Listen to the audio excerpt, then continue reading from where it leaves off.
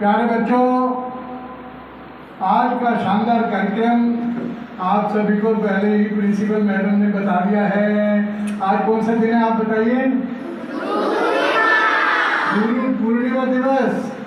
सीधा सीधा इसका क्या अर्थ है कि गुरु जो हमारे जीवन में भगवान से भी बढ़कर जिनकी भूमिका रहती है, आज हम उनको मिलकर नमन करेंगे, प्रणाम करेंगे। सेंसोरियम पब्लिक स्कूल रेवाड़ी का संस्कार निर्माण के कार्यक्रम में नंबर 1 स्कूल और मेरे सामने बैठे हुए मेरे प्यारे प्यारे बच्चों, एक बार अपने लिए तालियां बजा दो। आज के संस्कार निर्माण के कार्यक्रम में हमारे मुख्य अतिथि परम आदरणीय एडवोकेट भूपेंद्र गुप्ता जी, जो राष्ट्रीय व्यापार सेवा संघ के राष्ट्रीय प्रधान हैं। एक बार इनके लिए जोरदार तालियां। हमारी मैडम श्रीमती सुमनलता शर्मा, जिनके सुयोग्य मार्गदर्शन में सेंसोरियम पब्लिक स्कूल आज चाहे संस्कार निर्माण की बात हो, चाहे खेलों की बात हो, चाहे किसी भी क्षेत्र की बात हो, सेंसोरियम पब्लिक स्कूल के बच्चे हमेशा टॉप पर रहते हैं। एक बार प्रिंसिपल मैडम के लिए तालियां।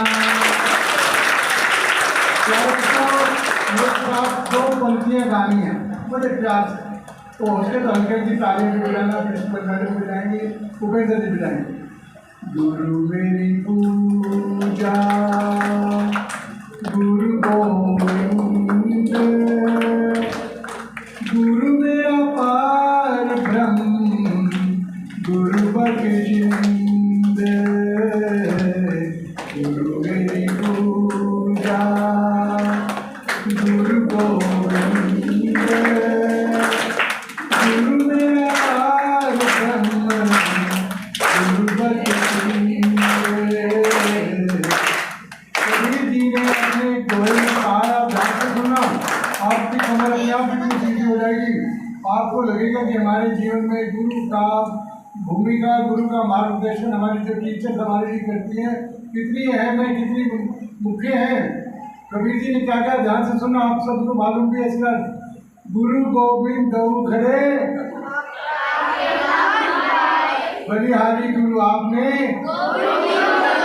कबीर जी ने गुरु को भगवान से भी बढ़कर बताया है। भगवान तक पहुंचने का मार्ग भी कौन बताता है हमें जीवन में? गुरु बताते हैं। इसलिए अपने गुरुजनों के लिए एक बार जोरदार तालियां। आपको मैं एक ऐसी घटना बताऊंगा, हो सकता है आपकी प्रिंसिपल मैडम ने पहले भी कभी को बार बताई हो। ये एक ऐसी घटना है जिसकी तुलना दूसरी हमारे पास आज तक तो मिलती नहीं है। प्राचीन समय में आप सभी को पता है गुरुकुल होते थे। जैसे आप स्कूल में पढ़ रहे हैं ना, सेंसोरियम पब्लिक स्कूल में पढ़ने के लिए आते हैं, यहाँ अपना आपके बढ़िया बैठने की जगह है, AC कमरे हैं, पूरी व्यवस्था है, हर तरीके की यहाँ पर आपको सुविधाएं हैं। पहले समय में बच्चों को पढ़ाने के लिए, चाहे वो राजा महाराजा हो, चाहे सामान्य व्यक्ति हो, कहाँ पढ़ाते थे अपने बच्चों को? कहाँ भेजते थे बोलो? गुरुकुल में भेजते थे। ऐसे ही एक ऋषि थे, उनका नाम था धौम्य ऋषि। क्या नाम था उनका? अरे वाह, बच्चों को तुरंत हर बात को कैच करते हैं, तो अब तो बड़ा मजा आएगा मुझे आपसे बात करने में। धौम्य ऋषि के आश्रम में अनेकों बच्चे शिक्षा ग्रहण करने आते थे। और जो ऋषि की व्यवस्था कैसे करती थी, पहले ट्यूशन फीस नहीं होती थी, कुछ ऐसा नहीं होता था, सभी बच्चों को सेवा भाव से पढ़ाया जाता था। और आश्रम के साथ लगते हुए कुछ खेत होते थे, खेत में जो फसल उगती थी उसी के माध्यम से पूरा वर्ष आश्रम का लंगर भंडारा खाना पीना चलता था। धौम्य ऋषि के आश्रम के पास बड़े बड़े खेत थे, जिनमें धान की खेती होती थी। धान किसे कहते हैं? चावल को। अच्छा, आप सभी को मालूम होगा कि चावल की खेती तब होती है जब उस खेत में बहुत सा पानी रुका रहे, तो उसकी जो पौध होती है ना, वो तेजी से बढ़ती है। और होते हैं गेहूँ और कपास, और इनमें जाकर पानी दिया, धरती में नमी आ गई, वो फसल उगकर आ जाती है। लेकिन धान की खेती को क्या चाहिए होता है? पानी रुका रहे। एक दिन बारिश का मौसम था, जैसा आजकल बारिश का मौसम है ना, ऐसे ही बारिश का मौसम था, बड़ी तेज बारिश हो रही थी। अब गुरु ने कहा कि अपने गुरुकुल में जो बच्चे पढ़ने आते थे सभी को कहा, आदेश दिया, जाओ धान के खेतों में जाकर देखो, कहीं से पानी कट कर बाहर तो नहीं जाता।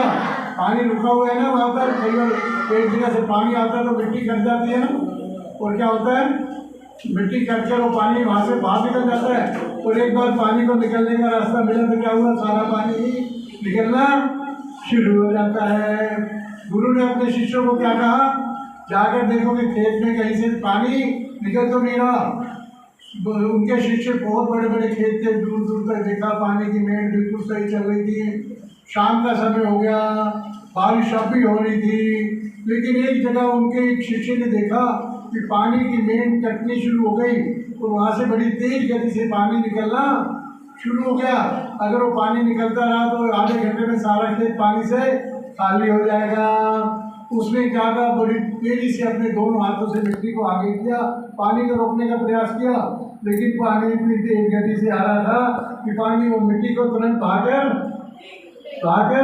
ले गया। और उसको कुछ नहीं सूझ रहा था कि गुरु जी की आज्ञा है कि पानी को रोकना है, और पानी तो मेरे से ये रुक ही नहीं रहा। अब आप बताओगे क्या किया उस बच्चे ने? तालियां बजा दो। इतने लायक बच्चे आज आपसे बातचीत करने में मुझे जो आनंद आ रहा है मैं आपको बता नहीं सकता। एक बार फिर से सेंसोरियम पब्लिक स्कूल के बच्चे मुझे जोड़ रहा था। अब मैं आपको बहुत महत्वपूर्ण बात बता रहा हूँ जो कि आपने मुझे बता दी है, लेकिन कहानी तो मुझे पूरी करनी है। तो उस बच्चे का नाम था संजीवन, और वो पानी की मेड़ रोक नहीं पा रहा था, तो उस सांस पर वो खुद ही लेट गया, पानी बाहर आना रुक गया। अब उसके सामने क्या था, शाम हुई, रात हो गई, अगर वो वहाँ से उठता है तो हटता है तो पानी वहाँ से बाहर निकल जाएगा। गुरु की क्या थी, पानी निकलना नहीं चाहिए। अब रात के समय सभी शिष्य अपने वापस लौट आए अपने गुरुकुल में। गुरु जी ने ढूंढा गिना तो देखा वो संजीवन नाम का नौजवान तो है नहीं, जो 14 साल की उसकी आयु और पतला सा मासूम सा सुंदर सा बच्चा, पढ़ने लिखने में बहुत बुद्धिमान था, लेकिन वो आया नहीं वापसी। गुरु जी अपने शिष्यों को साथ लेकर वापस खेत पर आए, और उन्होंने क्या देखा, पूरे खेत की जब कुछ ढूंढा ना चारों, एक खेत पर मेड़ की जगह पर वही वो बच्चा 14 वर्ष का बच्चा संजीवन लेटा हुआ है। पानी को रोकने के लिए रात की ठंडी हवा के कारण उस बच्चे का शरीर ढीला पड़ चुका है सर्दी के मारे, और वो लगभग बेहोश हो गया है। अब गुरु जी ने उस बच्चे को तुरंत अपनी गोद में उठाया, उसको आश्रम में लेकर आए, उसका तुरंत इलाज किया। उसको जब वो पूरी तरह से होश में आया तब का क्या किया गुरु जी ने बता सकता? गुरु जी ने प्रसन्न होकर उसकी गुरु भक्ति से उसको आशीर्वाद दिया, और उस आशीर्वाद के कारण उस बच्चे को 14 वर्ष की आयु में चारों वेदों का ज्ञान तुरंत मिल गया।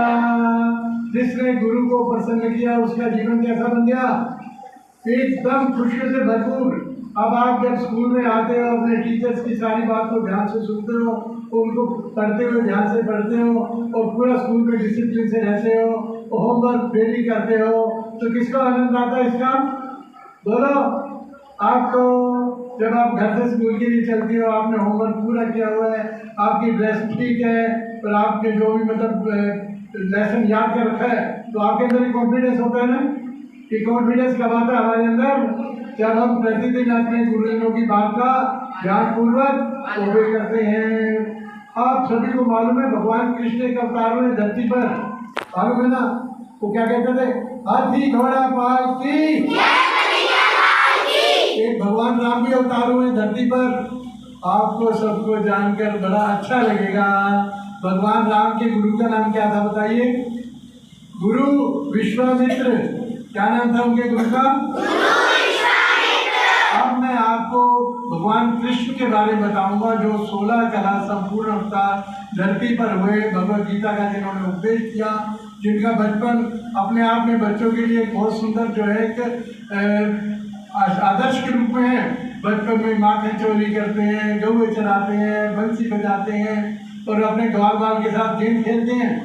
उनको भी जब शिक्षा प्राप्त करनी थी तो कहाँ गए वो? अपने गुरु के आश्रम में। उनके गुरु का नाम कौन बताएगा? बताओ, कृष्ण भगवान के गुरु का नाम बताओ